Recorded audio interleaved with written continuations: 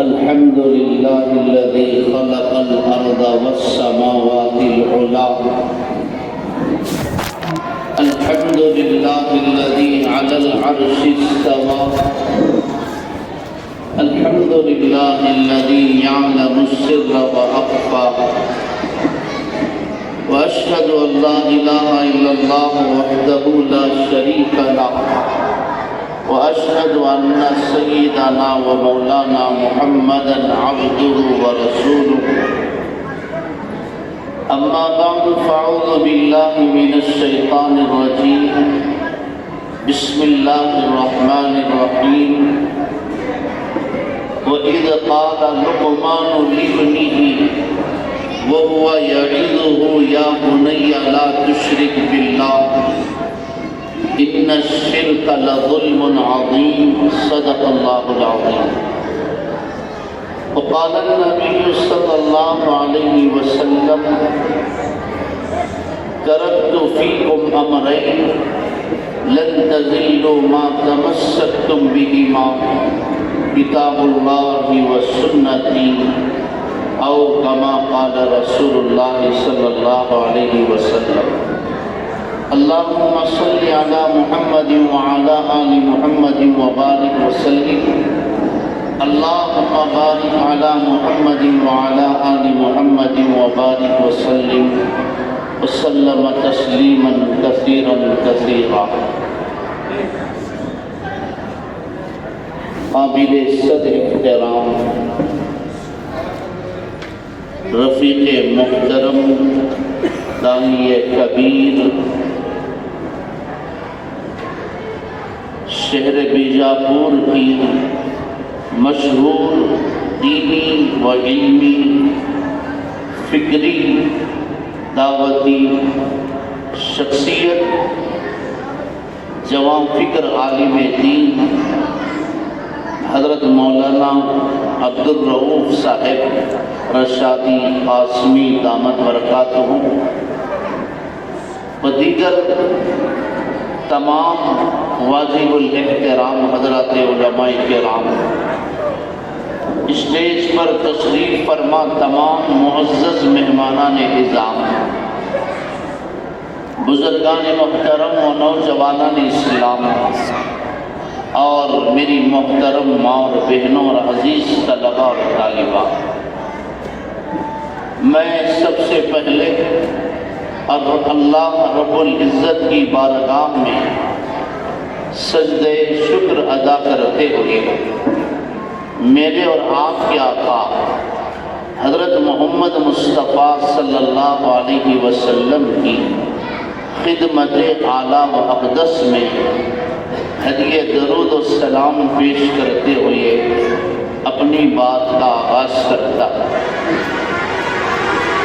بہت مبارک ہو ان بچوں کو، ان کے اساتذہ کرام کو، ان کے ماں باپ کو اور مدرسے کے ذمہ داروں اور منتظمین اجلاس کو. تقریباً 1.5 گھنٹے سے ہم ان بچوں کے پروگرام کو تقریری اور علمی فنی مظاہروں کو سن رہے تھے. سالانہ جو انعامی اجلاس ہوتا ہے دراصل انہی بچوں کا حق ہے کہ ان بچوں کی تقریریں سنی جائیں، ان بچوں کے مکالمے سنے جائیں، ان کی نعت جو بھی پچھلے کتنے دنوں سے بچے تیاری کر کے آتے ہیں، ایک شوق لے کر آتے ہیں کہ آج ہمارے گھر والوں کو، محلے والوں کو، شہر والوں کو، آئے ہوئے مہمانوں کو اپنے فن کا مظاہرہ کر کے دکھانا ہے، ان کے سامنے تقریر پیش کرنا ہے. ماشاءاللہ بچوں نے بڑے ہی بہترین انداز میں تقریریں پیش کی، مکالمے پیش کی. اس سے لگتا ہے کہ ان کے اساتذہ کرام نے ان پر بڑی محنتیں کی. ان بچوں کی اس کامیابی کے پیچھے ان کے اساتذہ کرام کا بہت بڑا دخل ہے، ہاتھ ہے. اساتذہ ان کے پیچھے محنت کرتے ہیں، سال بھر ان کو پڑھاتے ہیں اور ان بچوں کو تیار کر کے آپ کے سامنے لاتے ہیں. قوم کو، ملت کو، بچوں کے ماں باپ اور رشتہ داروں کو ان علماء کرام کا شکر گزار ہونا چاہیے، ان کے احسان مند ہونا چاہیے. اللہ جزائے خیر دے ان تمام اساتذہ کرام کو. دوسری جو بات میں نے محسوس کی اس اجلاس میں، الحمدللہ مجھ طالب علم کو ملک کے کئی حصوں میں، کئی جلسوں میں حاضری کا شرف حاصل ہوتا ہے. بہت کم جلسوں میں نے یہ منظر دیکھا، یہ نورانیت دیکھی کہ یہ چھوٹی سی بچیاں جو آ کر تقریر کر رہی تھی، قرآن پڑھ رہی تھی، مکالمے پیش کر رہی تھی، اساتذہ کرام نے، مدرسے کے ذمہ داروں نے کس طرح ان بچیوں کو حجاب پہنا کر، ہاتھوں میں پیروں میں ساکس پہنا کر اور پوری شرعی پابندی کے ساتھ ان بچوں کو اسٹیج پر کھڑا کیا. مجھے بڑا اچھا لگا اور دل سے دعائیں کی. بڑی خوبصورت نظر آ رہی ہیں یہ بچیاں اس برقعے، اس لباس میں. اللہ تعالیٰ ان بچیوں کو حضرت فاطمہ الزہرا رضی اللہ عنہا کی عفت نصیب فرمائے، ان کا پردہ نصیب فرمائے. اس سے بڑا اچھا اثر لے کر آپ حضرات بھی جانا ہے. اس کا بہت اچھا اثر اس اجلاس پر ہوگا اور اس پردے کی بڑی تاثیر ہوگی اس اجلاس میں انشاءاللہ.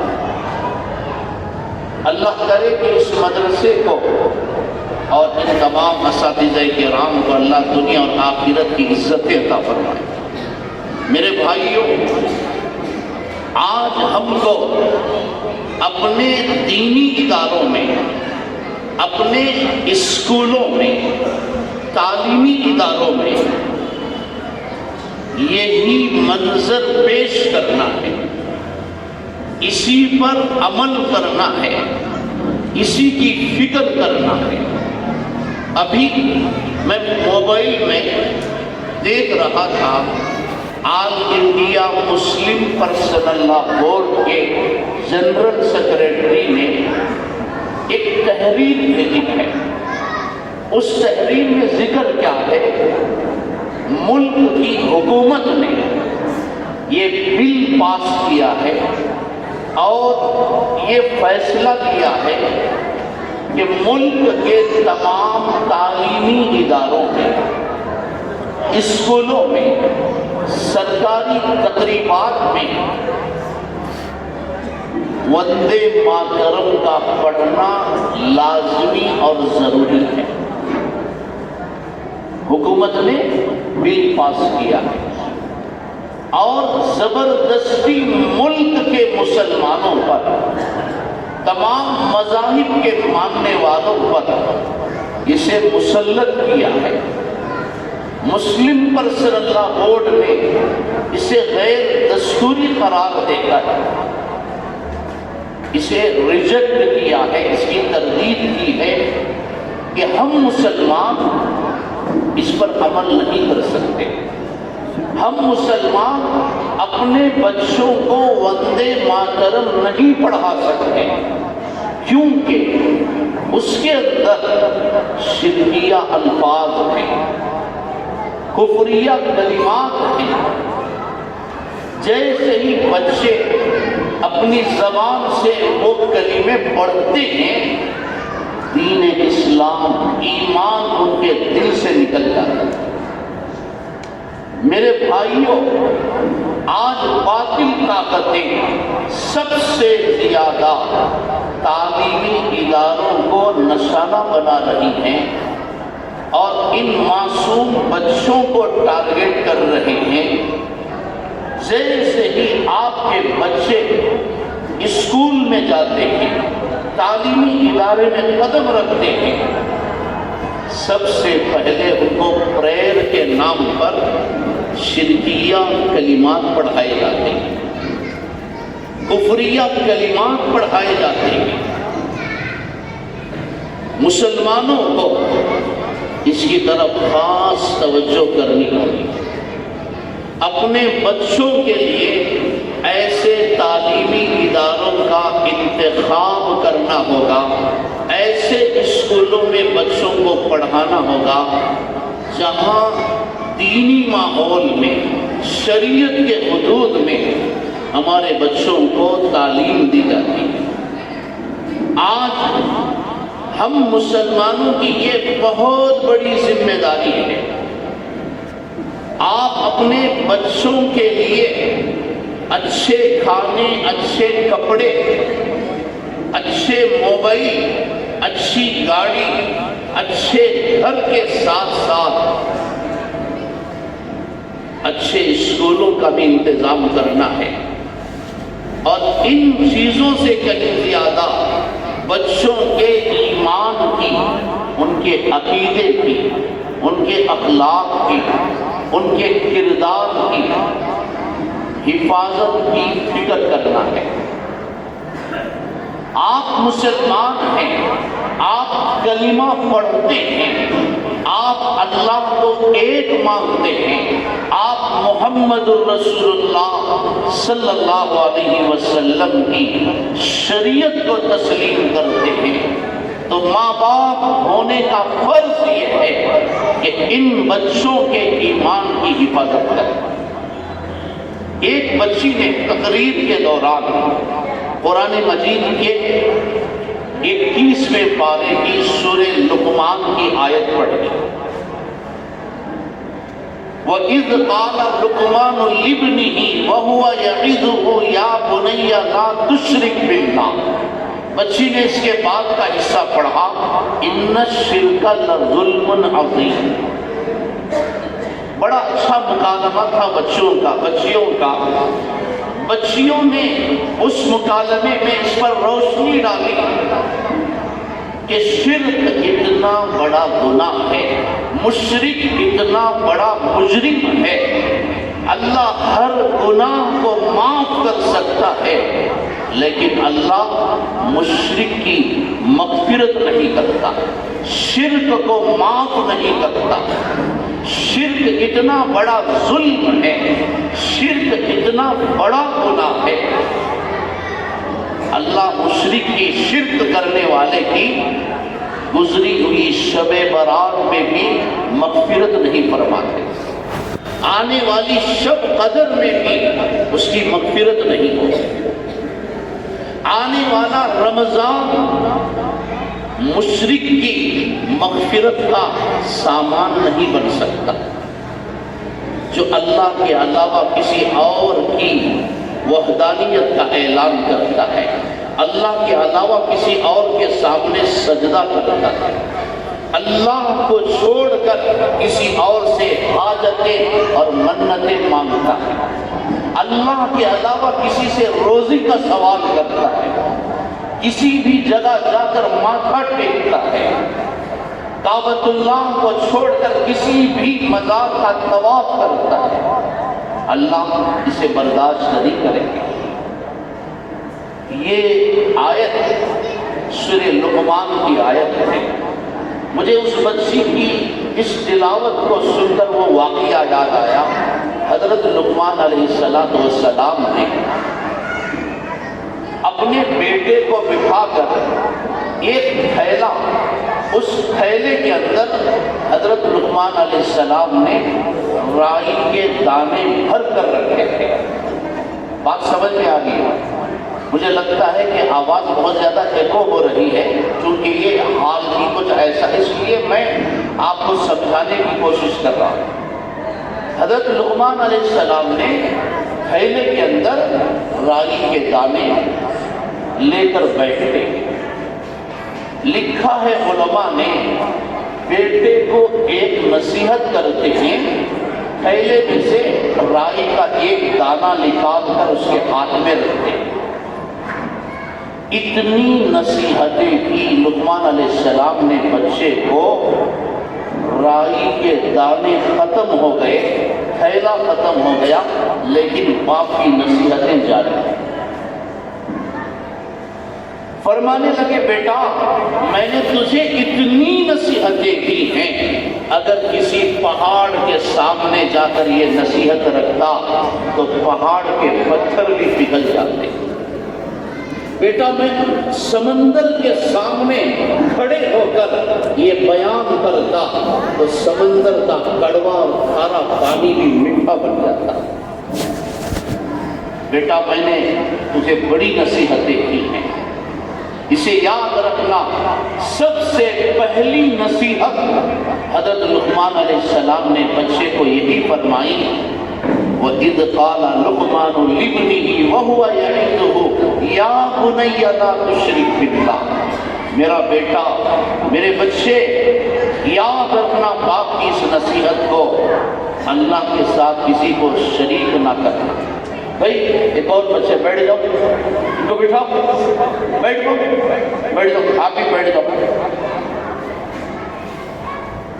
جلسے کے دوران ادھر ادھر دیکھنا، باتیں کرنا، چلنا پھرنا، شور مچانا ذہن منتشر کرتا ہے۔ آدھا گھنٹہ مجھے آپ دیں، شاید اللہ میرے ذہن، میری زبان پر وہ باتیں لائے جو آپ کی بھی ہدایت، اصلاح کا اور میری بھی نجات کا ذریعہ بنے گی۔ بیٹھیں گے انشاءاللہ۔ آدھا گھنٹہ مجھے دیں، میں آپ کو کچھ میسیج دینا چاہتا ہوں۔ تو سب سے پہلی نصیحت باپ کی کیا تھی؟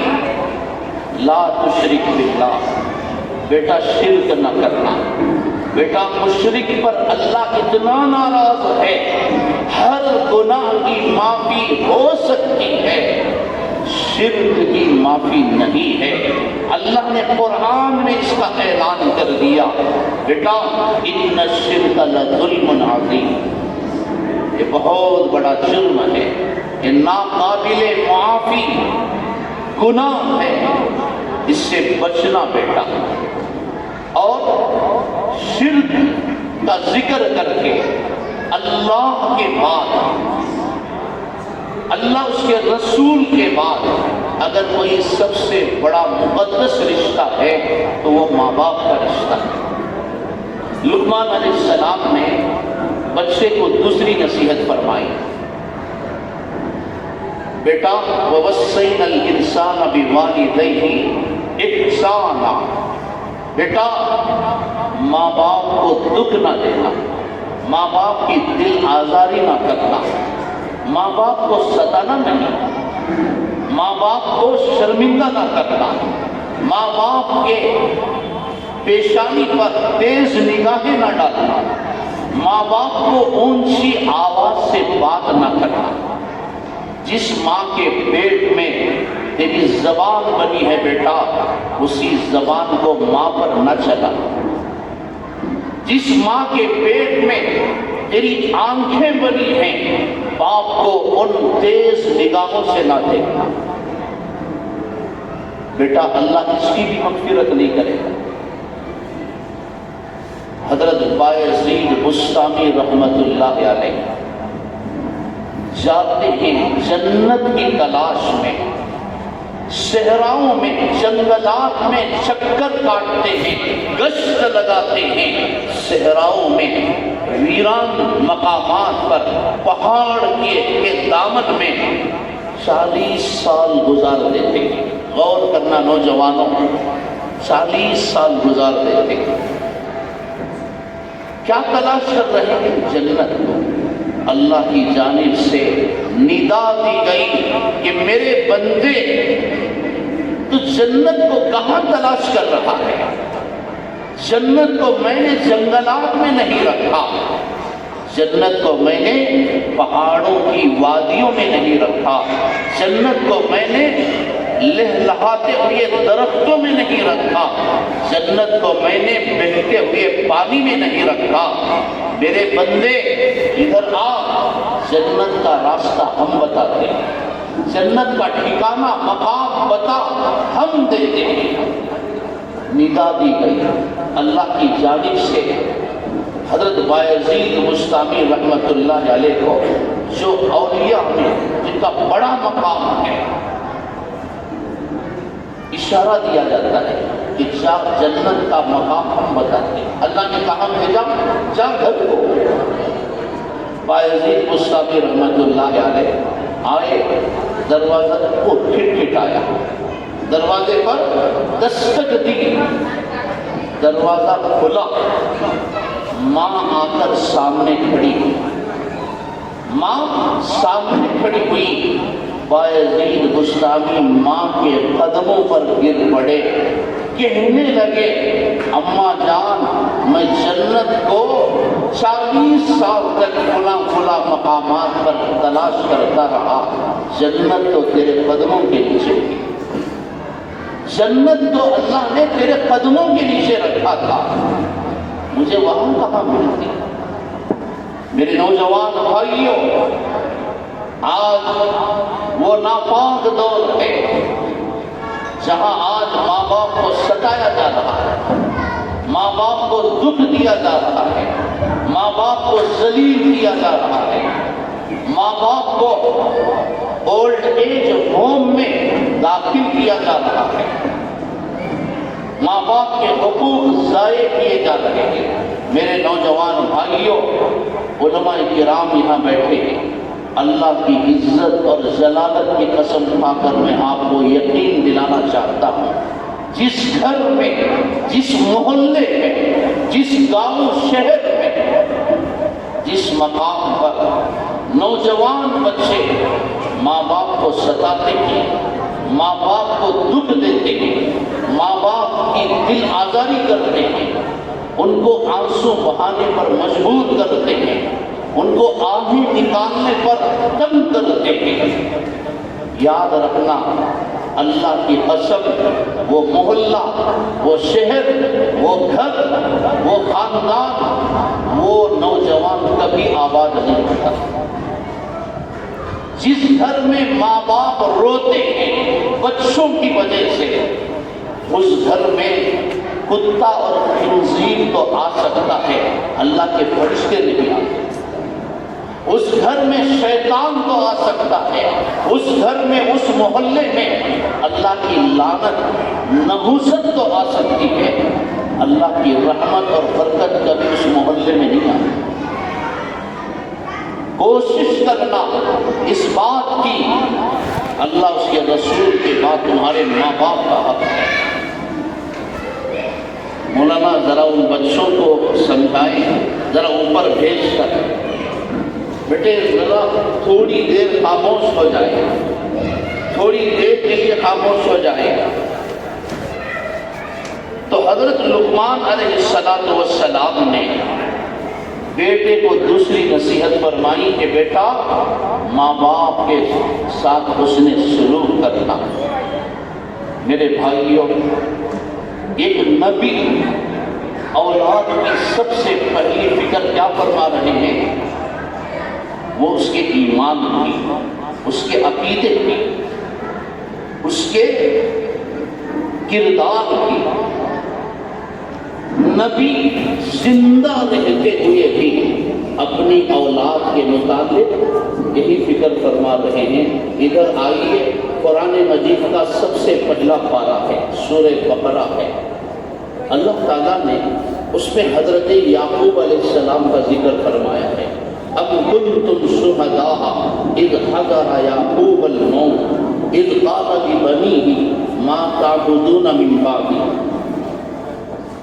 اللہ تعالیٰ نے حضور اکرم صلی اللہ علیہ وسلم سے فرمایا، اے میرے حبیب صلی اللہ علیہ وسلم، آپ اپنی امت کو میرے نبی، میرے بندے حضرت یعقوب علیہ السلام کا وہ واقعہ سنائیے۔ ان کی کہانی داستان سنائیے کہ وقت کے جلیل القدر پیغمبر حضرت یعقوب علیہ السلام نزع کی کیفیت میں مبتلا ہوتے ہیں، موت کے دکھ درد کا شکار ہوتے ہیں، آخری سانسیں لیتے ہیں، موت کی آہٹ کو محسوس کرتے ہیں، غیب کے پردے ہٹتے ہیں، محسوس ہوتا ہے کہ میں چند سانسوں کا مہمان ہوں، میں چند لمحوں کا مہمان ہوں۔ موت کی آہٹ کو دیکھ کر محسوس کر کے یعقوب علیہ السلام نے تمام بچوں کو جمع فرمایا، تمام بچوں کو بلایا، اور بچے جب آ گئے تو باپ نے آخری سانسیں لیتے ہوئے نزع کی حالت میں بچوں سے یہ نہیں پوچھا ما تأکلون بعدی، ما تأکلون من بعدی، بیٹا میرے بعد تم کیا کھاؤ گے؟ باپ نے یہ نہیں پوچھا ما تسکنون من بعدی، میرے بعد تم کہاں رہو گے؟ باپ مرتے ہوئے اپنی اولاد کے کھانے کی، ان کے گھر کی اور آئندہ ان کی زندگی کی فکر نہیں فرمائے۔ سب سے پہلا سوال تھا باپ کا، بیٹا مر رہا ہوں، تمہیں چھوڑ کر جا رہا ہوں، مجھ سے یہ وعدہ کر، میری آنکھوں کو ٹھنڈی کر دو، مجھے یہ بتا کر تم مجھے چین کی نیند سونے دو، ما تعبدون من بعدی، بیٹا میرے بعد تم کس کی عبادت کرو گے؟ میرے بعد ایمان پر قائم رہو گے یا مشرک ہو جاؤ گے؟ ما تعبدون من بعدی، بیٹا میرے بعد تم کس کی عبادت کرو گے؟ بچوں نے کہا قالوا نعبد الہک و الہ آبائک ابراہیم و اسماعیل و اسحاق الہ واحدا ونحن له مسلمون۔ ابا جان آپ کو یہ کیسی فکر ہو رہی ہے؟ ہم آپ سے وعدہ کرتے ہیں کہ ہم آپ جب تک زندہ رہے، ہم نے وحدانیت پر زندگی گزاری، توحید پر ہم نے زندگی گزاری، ہم آپ سے وعدہ کرتے ہیں کہ آپ کے مرنے کے بعد بھی ہم اسی رب کی عبادت کریں گے جس رب کی عبادت ابراہیم نے کی، اسحاق نے کی، اسماعیل علیہ السلام نے کی۔ ابا جان ہم مریں گے تو اسلام پر مریں گے، جئیں گے تو اسلام پر جئیں گے۔ میرے بھائیو، نبی آخری سانسیں لیتے ہوئے اپنے اولاد کے ایمان کی فکر فرما رہے ہیں۔ آج کے مسلمانوں کو اس کی فکر کیوں نہیں ہے؟ آج کے ماں باپ کو اپنی بیٹیوں کی فکر کیوں نہیں ہے؟ آج کے غافل ماں باپ کو اپنے بچوں کی ذمہ داریوں کا احساس کیوں نہیں ہے؟ کیا تمہیں اس بات پر افسوس نہیں ہے کہ تمہارے بچوں کو تعلیمی اداروں میں، ایسے اسکولوں میں تم بچوں کو چھوڑ رہے ہو جہاں تمہارے بچوں کو کافر بنایا جا رہا ہے، مشرک بنایا جا رہا ہے؟ کیوں تمہیں اس بات کا احساس نہیں ہے کہ تمہاری بیٹیوں کو کالجوں سے پکڑ پکڑ کر غیر کہیں ہوٹلوں میں، کہیں شاپنگ مالوں میں، کہیں پارکوں میں لے کر جاتے ہیں؟ کیا تمہیں غیرت نہیں ہے؟ کیا تمہیں شرم نام کی چیز نہیں ہے؟ کیا تمہارا احساس مر چکا ہے؟ کتنی تمہاری بیٹیوں کی عزتیں لٹ گئی، کتنے بچیاں برباد ہو گئی، کون ان کو سنبھالے گا؟ کون ان کے ایمان کو بچائے گا؟ کتنی بچیاں گئیں غیروں کے ساتھ، 2 مہینے نہیں گزرے تھے کہ ظالموں نے اس کے جسم کے ٹکڑے ٹکڑے کر کے اٹھا کر نالے میں پھینک دیا، ان بچیوں کو سولیوں پر لٹکا دیا، زہر کھانے پر مجبور کر دیا۔ نہ وہ دنیا کی رہی، نہ وہ آخرت کی رہی۔ کتنی بچیوں کی عزتوں کے سودے ہو گئے۔ میرے نوجوان بھائیوں، اپنی ذمہ داریوں کا احساس کریں، غفلت سے باہر آؤ، اپنے لٹتے معاشرے کو بچاؤ، اپنی بہن بیٹیوں کی بربادی سے ان کو بچاؤ۔ یہ تمہارا سب سے بڑا کام ہے آج کے فتنوں کے دور میں۔ اپنے بچوں کے لیے اچھے تعلیمی اداروں کا انتخاب کرو۔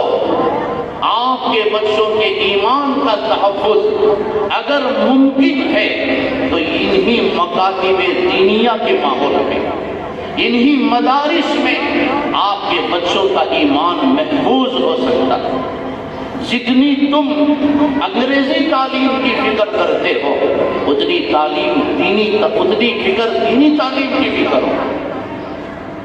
جتنا پیسہ تم اسکولوں کے لیے خرچ کرتے ہو، سود پر پیسہ لے کر، قرض مانگ کر صحیح، بھیک مانگ کر صحیح، لوگوں کو دھوکہ دے کر صحیح، لاکھوں روپیے تم عصری اداروں کو، انگلش پڑھانے کے اسکولوں کو تم خرچ کر کے دیتے ہو۔ یہاں تمہارے بچوں کو فری کتاب دی جاتی ہے، فری میں مفت میں حجاب دیا جاتا ہے۔ اساتذہ کرام تمہارے بچوں کو بٹھا کر پڑھاتے ہیں، سمجھاتے ہیں اللہ کیا ہے، رسول کیا ہے، ماں کا مقام کیا ہے، باپ کی عظمت کیا ہے، بہن کا کیا مقام ہے، پڑوسیوں کے حقوق کیا ہے، جنت کیا ہے، جہنم کیا ہے، حلال کیا ہے، حرام کیا ہے، جائز اور ناجائز کی تعلیم دیتے ہیں، اچھے برے کی تعلیم دیتے ہیں، سبق پڑھاتے ہیں۔ کیوں آپ لوگ غفلت کرتے ہیں؟ کیوں تمہیں اس کی طرف توجہ نہیں ہے؟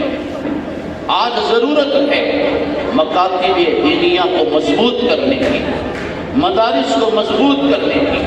آج مسلمانوں کا یہ اجتماعی فرض ہے ان بچیوں کے، ان نونہالوں کے، ان آنے والی نئی نسلوں کے ایمان کو تحفظ فراہم کیا جائے۔ میرے بھائیوں، میرے اور آپ کے آقا حضرت محمد مصطفیٰ صلی اللہ علیہ وسلم کی خدمت میں آپ کی بیٹی فاطمہ زہرا رضی اللہ عنہا کچھ سوال لے کر آتی ہے۔ میں اس واقعے کو اگر ذکر کروں گا تو یہ گھنٹہ لگے گا، وقت کی اس کی اجازت نہیں دیتا۔ اللہ کے رسول صلی اللہ علیہ وسلم دیکھتے ہیں کہ بیٹی اپنے گھر کا دکھ لے کر آئی ہے، اپنے گھر کا فقر و فاقہ لا کر سنا رہی ہے، گھر میں کھانے پینے کی تنگی ہے، گھر میں بچے بھوکے ہیں، گھر میں کوئی سامان، کوئی راشن نہیں ہے۔ بچی سوال کرتے ہوئے آئی ہے، قربان جائیں اس نبی کے جوتیوں پر دو دو ہاتھوں سے مال غنیمت کو پورے مدینہ المنورہ کے غریبوں میں، محتاجوں میں تقسیم کر کے گھر کو جا رہے ہیں تو پیٹ پر دو پتھر بندھے ہوئے۔ جس گھر میں آپ جا رہے ہیں پتہ ہے کہ دو مہینے سے اس گھر کا چولہا ٹھنڈا پڑا ہے اور اس گھر میں سوائے پانی کے کچھ نہیں ہے۔ گھر پہنچے، بیٹی فاطمہ اندر داخل ہوئی اور رونے لگی۔ باپ نے دیکھا بچی کے چہرے کو، بھوک کی وجہ سے اس کا چہرہ بدل گیا، اس کے کپڑوں میں پیوند لگے۔ پوچھا بیٹی خیریت تو ہے؟ بچی نے کہا ابا حضور، وہ نبی جو مسجد نبوی کے صحن میں بیٹھ کر عرش معلیٰ کی خبریں سناتے تھے، وہ نبی جو روئے زمین پر بیٹھ کر جنت و جہنم کی خبریں سناتے ہیں، اس نبی کو سامنے کھڑی ہوئی بیٹی کے چہرے کو دیکھ کر اس کے گھر کی حالت کو معلوم کرنا، اس کی خیریت کو معلوم کرنا کیا مشکل ہے۔ ابا حضور، میرے گھر میں تکلیف ہے، میرے گھر میں فقر و فاقہ ہے، میرے بچے بھوکے ہیں۔ ذرا تصور کریں، آپ کی بیٹی اللہ نہ کرے اپنے گھر کا دکھ لے کر آئے تو آپ پر کیا گزرے؟ میرے بھائیوں، اللہ کی عزت کی قسم، مکے میں آپ کو اتنا ستایا گیا، اللہ کے رسول کو رونا نہیں آیا۔ طائف میں اتنا مارا گیا، اللہ کے رسول کے آنکھوں سے آنسو نہیں نکلے۔ آج بیٹی کے گھر کی تکلیف کو سن کر اللہ کے رسول یہ درد برداشت نہیں کر سکتے۔ اللہ کے رسول کو بھی رونا ہے، باپ ہے، بچی کا درد ہے۔ فرمانے لگے میری بیٹی فاطمہ تو آئی ہے کچھ مانگتے ہوئے، لیکن اس ذات کی قسم جس نے تیرے باپ کو نبی بنا کر بھیجا ہے، جب تک مدینۃ المنورہ میں ایک بھی غریب، مجبور، مریض، لاچار، کوئی بیوہ، کوئی یتیم، کوئی بے بس، کوئی محتاج باقی ہے، تیرا باپ تجھے ایک دانہ بھی دے نہیں سکتا۔ تجھ سے زیادہ مستحق ہیں مدینے کی وہ بیوہ عورتیں، تجھ سے زیادہ حقدار ہیں، تیرے بچوں سے زیادہ حقدار ہیں مدینۃ المنورہ کے وہ یتیم بچے۔ جب تک ایک بھی یتیم باقی ہے تیرا باپ تجھے کچھ نہیں دے سکتا۔ خیر آئی ہے، تیرے باپ نے آج تک کسی کو لا نہیں کا لفظ استعمال نہیں کیا، کسی کو مایوس نہیں کیا۔ تیرے باپ کی سنت تو یہ ہے کہ تیرا باپ پیٹ پر پتھر باندھ کر کافروں کو کھلاتا ہے، یہودیوں کو کھلاتا ہے، دشمنوں کو کھلاتا ہے۔ میں تجھے بھی انکار نہیں کر سکتا، لیکن میری بیٹی، میں تجھے امت کی عورتوں کے سامنے نمونہ بنانا چاہتا ہوں، امت کے سامنے تیرے گھر کو ایک معیار، ایک آئیڈیل بنانا چاہتا ہوں۔ تو حقدار ضرور ہے مال غنیمت کی۔ بیٹی، میں تیرے سامنے دو باتیں رکھتا ہوں، ایک یہ ہے کہ مال غنیمت میں سے کچھ حصہ میں تجھے دے دوں گا، اور یہ مال تیری دنیا کی تکلیف کو دور کرے گا۔ دوسری جانب میں تجھے 5 کلمے سکھاتا، 5 دعائیں سکھاتا، 5 جملے میں تجھے سکھاتا ہوں۔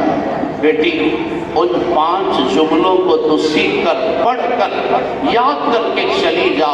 تیرا باپ تجھ سے وعدہ کرتا ہے کہ وہ کلمے تیری دنیا کی تکلیف کو بھی دور کریں گے، تیری آخرت کو بھی آباد کریں گے۔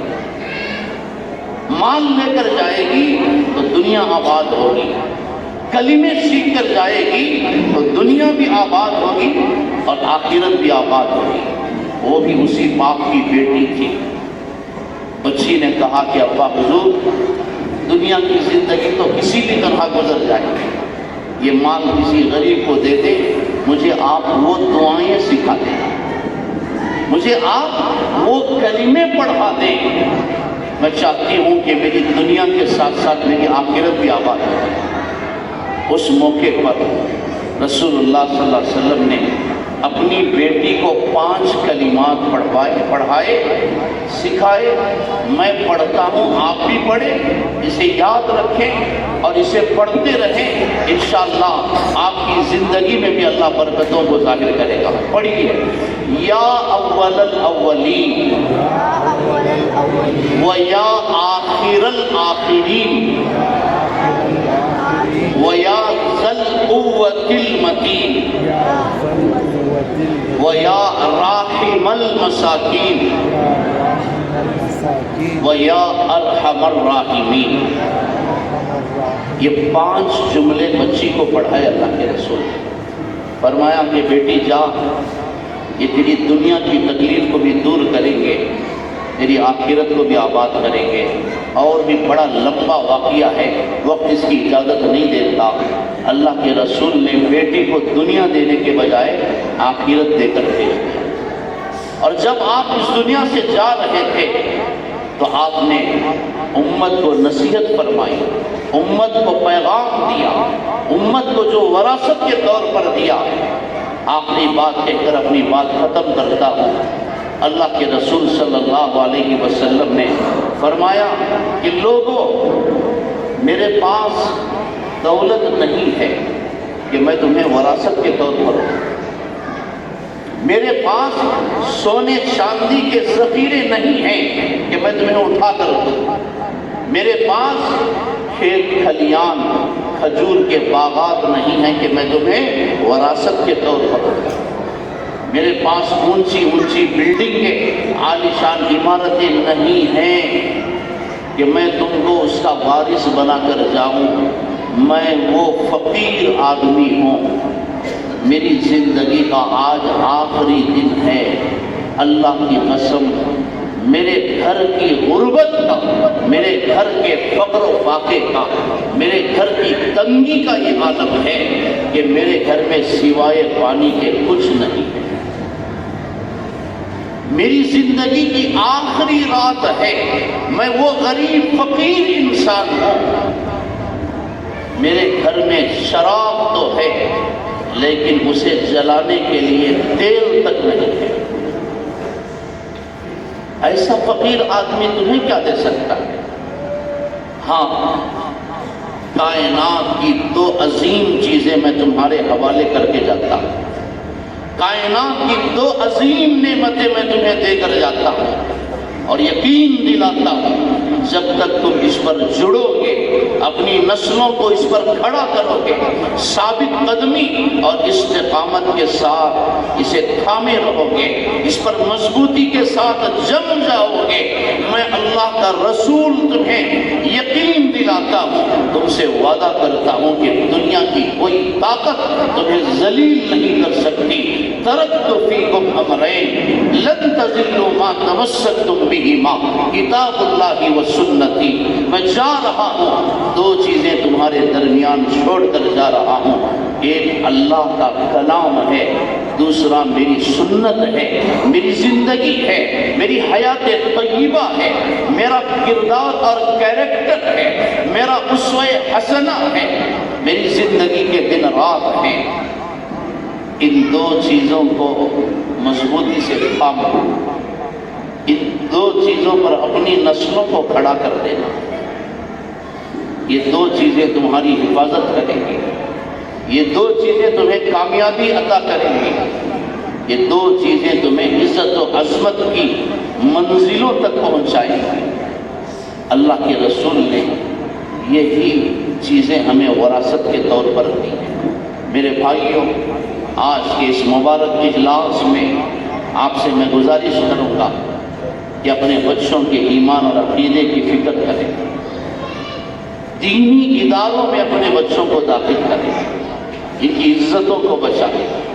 حضرات علماء نے لکھا ہے کہ بچوں کے اوقات کو 3 حصوں میں علماء نے تقسیم کیا، بالخصوص پہلے 7 سال، بچے کی عمر کے پہلے 7 سال، لکھا ہے علماء نے اس عمر کا یہ مرحلہ، زندگی کے یہ پہلے 7 سال بچے کی تربیت کے خاص ایام ہیں، خاص اوقات ہیں، یہ پہلے 7 سال بچے اور بچی کے زندگی کے تربیت کے اہم سال ہیں۔ ان سالوں میں کون بچے کی تربیت کرے گا، کون بچی کی اصلاح کرے گا؟ تبلیغی جماعت کی ذمہ دار نہیں، محلے کے مسجد کے امام و خطیب نہیں، مدارس اور مکاتب کے اساتذہ نہیں، زندگی کے یہ پہلے 7 سال اس بچے کا مدرسہ، تعلیمی ادارہ، اس کی تربیت گاہ ماں کی گود ہے، باپ کا گھر ہے، ماں کی گود میں اس کی تربیت ہوتی ہے، ماں اس کی استاذ بنتی ہے، باپ اس کا استاذ بنتا ہے، یہ ماں باپ کی ذمہ داری ہے۔ پہلے 7 سال بچوں کو اچھی طرح ان کی نگرانی کرے، کیوں؟ اس لیے کہ آج یہ بچے کم سن ہیں، چھوٹے ہیں، یاد رکھنا میرے بھائیوں، آج یہ بچے بول نہیں سکتے لیکن سن تو سکتے، آج یہ سن رہے ہیں، بول نہیں سکتے، کل جب بولنے کے قابل بنیں گے تو وہی بولیں گے جو انہوں نے ماں کو باپ کو بولتا ہوا سنا ہے۔ باپ اگر گالی دیتا ہے تو بچہ بھی گالی دے گا، ماں اگر گانے گاتی ہے تو بچہ بھی گانے گائے گا۔ یاد رکھنا، بچے آج دیکھ رہے ہیں، کر نہیں سکتے۔ آپ کے گھر میں لیٹا ہوا، گہوارے میں پڑا ہوا بچہ، بستر پر لیٹا ہوا بچہ، 3 سال کا، 2 سال کا بچہ، 4-5 سال کا بچہ آج دیکھ رہا ہے، کر نہیں سکتا۔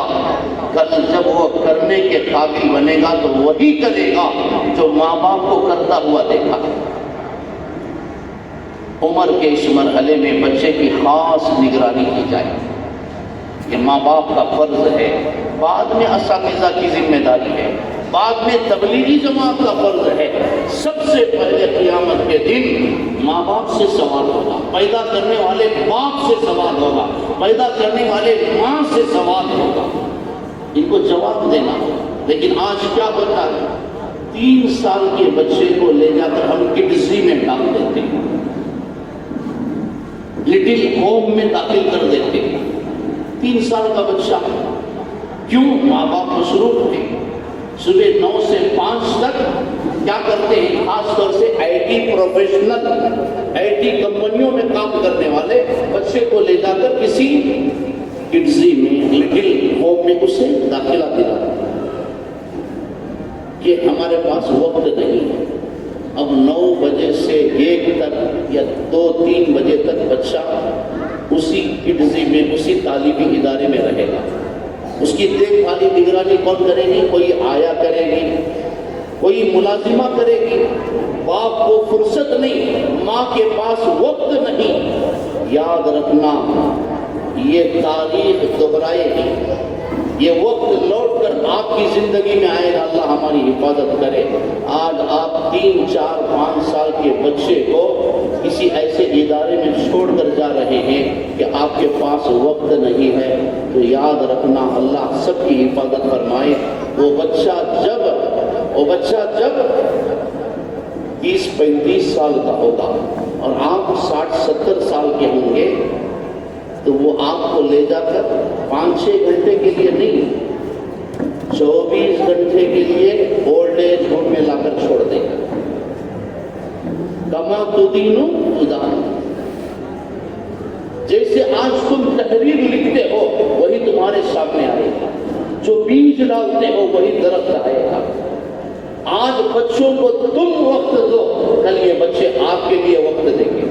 آج تم بچپن میں ان کو لے جا کر اداروں میں چھوڑو گے، کل یہ بچے تمہیں لے جا کر اولڈ ایج ہوم میں داخل کریں گے۔ اللہ ہم سب کی حفاظت کرے، اپنے فرائض کو سمجھو، اپنی ذمہ داریوں کا احساس کرو۔